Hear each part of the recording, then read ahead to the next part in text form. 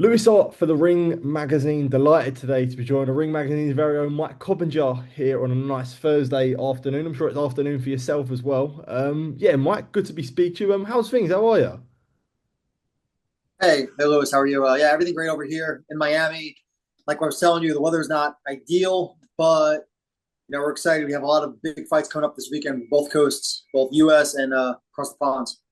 Yeah, absolutely. And it's been a mad sort of first 48 been a mad 48 hours in the boxing in the boxing world.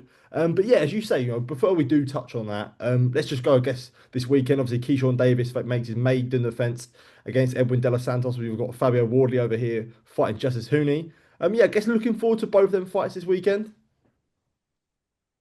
Yeah, I think they're both competitive fights on paper for sure. Clearly, the toughest opponent of Keyshawn Davis's career by a mile. Edwin De Los Santos, pretty twitchy. We saw what he did against Shakur Stevenson, a very boring fight, but a very close fight. So I have to give him props there. And a pretty long layoff now. He hasn't fought since that fight against Shakur Stevenson, and that was in November of 2023. But I think this is definitely the best opponent of Keyshawn's career by a mile. That's what I was about to say, I guess. Do you think you have to give credit to Keyshawn to take an opponent like this, especially just after winning the world title? You do for sure, because Top Rank was trying to match Keyshawn with Nicholas Walters and some other lighter opposition.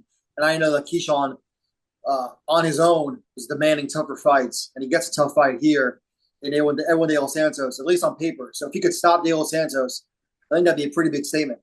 Okay, interesting. Just touching on Fabio Wardley against Justice Hooney as well. Obviously a short notice opponent for Wardley. Do you feel like that creates jeopardy in this fight? Because getting ready for Miller and getting ready for Hooney are two different things. Yeah, certainly. Jarrell Miller is a massive human. He's a pressure fighter. Hooney, much different style, but Hooney might be a better fighter when it's all said and done.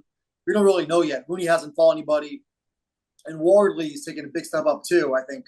So it's kind of an interesting fight in that both guys are stepping up to the toughest opponents of each other's career on paper, at least.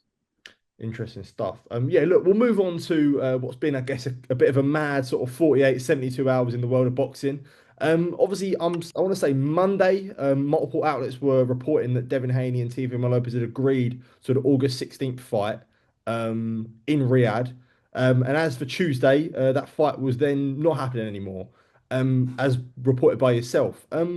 Mike, I guess, what were the timelines from the fight being agreed to then all of a sudden it's not happening anymore? Yeah, the fight's been in talks for a couple of weeks now, and Teofimo Lopez was obviously insisting he wants to fight Boots Ennis at 147. That would have been a big fight. And Devin Haney, of course, was headed towards a rematch with Ryan Garcia on October 11th. But that all changed, right? After Devin Haney and Teofimo Lopez scored their victories on May 2nd at Times Square on the same show. Teofimo Lopez, pretty impressive, I thought, against Arnold Barbosa. And then Haney shut out Ramirez, but obviously wasn't the most entertaining fight by any stretch of the imagination. But yeah, then they seemed to be on a collision course. Everything was agreed, and then the fight kind of fell apart at the 11th hour. Yeah, as I say, from your understanding, I guess, how did it get to the point where it was falling apart? Devin Haney rightly had his thoughts, called Teo a duck. But I guess from your point of view, from what you're understanding, how does it, I guess, get to the point where Teo, it seems like Teo what was the one that backed out the fight? Yeah, as Devin Haney has already said publicly, he did sign his part of this deal.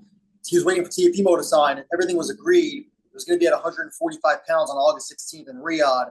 And Teofimo decided that he didn't want to fight on that date against Devin Haney. I don't know, what the issue is exactly, but he just decided he didn't want to do it. Now, so I think he's scared? Of course not. But the fight's not happening. That was like another thing was obviously spoken about the weight. What do you think, I guess, from a reason point of view, with Teo, who would be willing to go up to 147 to fight Boots, but I think Haney, I'm right in saying Haney wanted to fight at welterweight, but Teo didn't really seem to entertain it. Do you feel like there's a factor of he was only be willing to move up if there was a belt on the line, which there obviously wouldn't be for a fight with Devin Haney? I think probably a mixture of that and also that Devin Haney just fought at 144 Mhm. for his last fight. So there's really no point, I think, and on the mind of that side to go all the way to 47 for a guy and see if he that's never fought above 140, right? Yeah, yeah, no, I understand that. I understand. Do you feel like from your point of view, you can understand Haney's displeasure? This is a fight that's we've been talking about it. We were talking about this fight when they were both lightweight champions. Do you feel like you understand Haney's displeasure when he feels like this is someone he's really been chasing for a long while? Of course, I understand the displeasure of any fighter that is in a long negotiation, thinks everything's wrapped up, and starts preparing for a date and a fight in mind and an opponent, and then finds out the fight's not happening. And it's kind of, it's frustrating, right? It's back to the drawing board. And Devin Haney now has to see if he even fights, when he fights next. Might not be August, right? Could be August, could not be. So that could be frustrating. And, there were big paydays for both guys in a big fight. Um, for yourself, if it is, let's say it's not Teofimo Lopez on an ideal world, let's say he stays on August 16th, who do you think could be potential opponents that you'd look at for Devin Haney to entertain? I think it's tough right now. 147 welterweight is kind of a wasteland. It's one of boxing's glamour divisions, but who's really there? You have Manny Pacquiao fighting Mario Barrios for a title in July. And other than that, you're talking about a lot of guys that don't really have big names. Boots Ennis obviously is out there, but there's a lot of talk of Boots Ennis going up to 154 for his next fight. That would be the only natural big fight I could see for Devin Haney right now, 147, be a Boots Ennis. Okay. Look, let's say obviously August 16th is a date that they would want to run with. Do you feel like there's some well, not concern with that, but there's some risk, I guess, obviously, with that being around the time when they're reporting for the Tank Roach rematch as well? Yeah, I mean, there would be different times though, because the one fight's in Riyadh and the other fight would be in Vegas. But not ideal. But I think also if you're a fan watching at home, you can watch everything. So it wouldn't be a conflict in that sense. And then another name for Devin Haney, I think, would be Rolly Romero. Rolly Romero's out there at 147 now. Just won beat Ryan Garcia, and he'll be elevated if Boots doesn't move up. But is that the biggest fight? I don't think it's the biggest fight. But it's interesting, I guess. Mm-hmm. And more so on Tio as well. Is there a wider concern?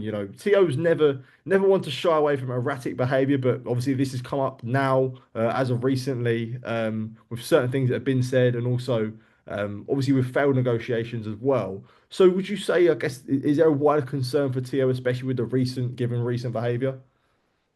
Yeah, I'm not sure what's going on with Teofimo. Surely, like you said, some erratic tweets and all of that, and this is boxing. We have a lot of colorful characters, and Teofimo, I guess, is going to come back to the ring when he's ready. Okay. Just moving on from that as well, did want to get your reaction to obviously the news today of Vasyl Lomachenko announcing his retirement. It felt like we sort of saw this coming. Obviously, after the Cambosis win, it sort of went silent. But yeah, I'm sure share sort of a lot of tribute to obviously what was a great career for Vasyl. And hearing for nearly a year now that Lomachenko was retired, that's what I had heard when the Tank Davis fight collapsed. That was in negotiations last year, and I heard that Lomachenko basically said, "Yeah, I'm not fighting again, so that's why I'm not fighting Gervonta Davis." And yeah, he's 37 years old. I don't think there's much left to accomplish for him. He's clearly slowed down in the ring a bit, and I think anyone that can get out with their faculties intact and their money, kudos to them. But for Vasyl Lomachenko, amazing career, definitely a Hall of Famer, but it does feel like we thought he was going to do even more, right? When he was in his kind of prime and heyday and blasting through all these fighters. And maybe a product of that is that he kept moving up in weight. But whatever the case may be, it does feel like we expected a little more. That's what I was going to ask you. If you look at an 18-3 record, he didn't have a lot of fights as a pro. So do you feel like, from what you're saying there, when he does retire, and you look back on his career, can be looked back with like some sort of disappointment? Yeah, and again, I say that just because the expectations were sky high, right? I think two Olympic gold medals. I believe he was like 396 and one in the amateurs, perhaps the greatest amateur fighter of all time. And again, a splendid, incredible pro career. But when the expectations are that high, I do think, especially when you look at the record, when you say it out loud, 18-3, it's not what we expected. And I think back to, I was ringside. I think it was his third pro fight that he fought Gary Russell Jr. And to beat Gary Russell Jr. in dominant fashion, he did it in. I think it was his third pro fight, right? Yeah, that was incredible. So to have that kind of high, obviously a very close fight with Devin Haney that he didn't get the decision in. I thought Devin Haney pulled it out. I know a lot of people disagree with that. I agree. And then he lost to Lomachenko. He lost to Teofimo Lopez in a more clear decision for the torn rotator cuff. So yeah, and now then you have the loss to Orlando Salido. That was, I think you learned a lot in that fight. But I think it is a tinge of disappointment. Mm. Yeah, no, I understand you. I understand that. I understand that. Before I do go to Mike, we got to talk about the Ring magazine. Third card is fast approaching what it's about 5 weeks away now. Edgar Berlanga, Hamza Shiraz, and Shakur, a good friend of yours, Shakur Stevenson, takes on us. Yeah, I guess. Look, first fight at Louis Armstrong Stadium. Yeah, one I'm sure you share with me and being very, very excited for. For sure. And look, obviously, you and I both work for the Ring, but all bias aside, I think it's a great card. I think we're gonna have some real firefights, especially David Morrell versus Aman Katayev at 175 pounds. I think that's a can't miss fight.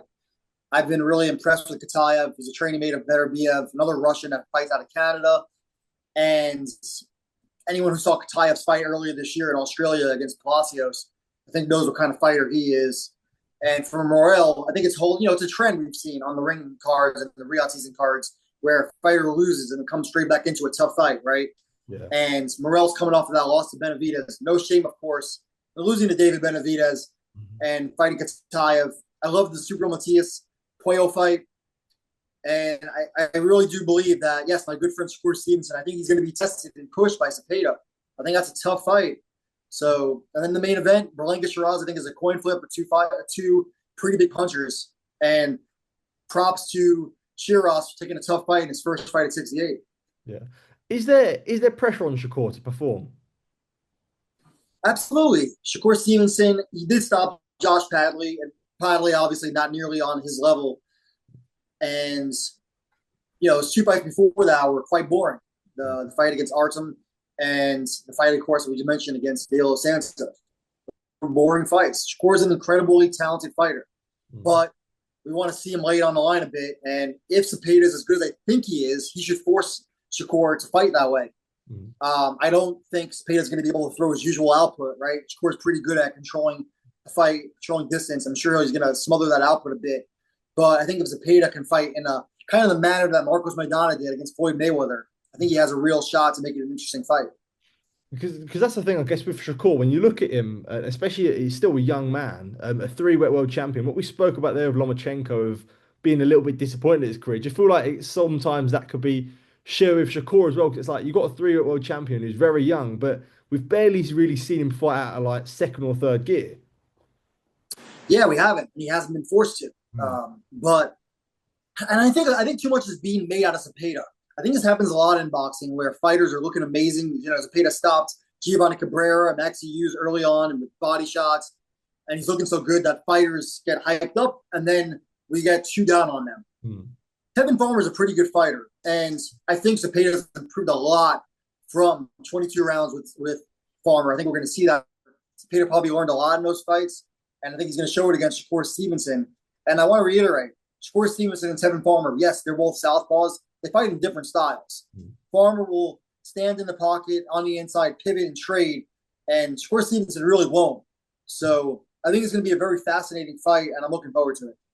I share the same thoughts as yourself, Mike. Very, very excited. As always, mate, a pleasure to catch up with you. Always good to be speaking to you. Appreciate you taking the time to catch up, and I'm sure it won't be too long since I'm seeing you again and catching up again. Appreciate it, Mike. Thank you. Yeah. Thanks a lot. Yeah, see you soon.